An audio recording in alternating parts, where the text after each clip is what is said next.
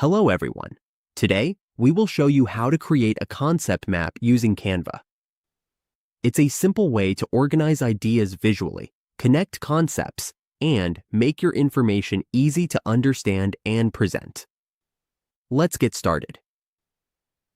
On the Canva dashboard, go to your templates. You can find this at the upper part of the page. Click it. Once you click it, type concept map and press enter. You will see a variety of concept maps. Some are available only for premium users, and some are free. The free ones do not have a logo. Once you have chosen your preferred concept map, click on it.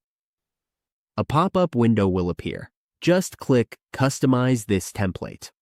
You will then be taken to the editing page for your concept map.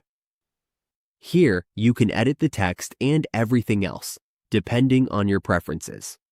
Just double-click each part, and you can adjust as needed. You can also change colors to match your preferences. Concept maps help us visually represent knowledge. They help organize, connect, and structure information to improve understanding and critical thinking. Once we are done, the concept map will be saved in our Canva account, ready to use or share. With this method, you can turn complex ideas into clear, visually engaging diagrams that really stick.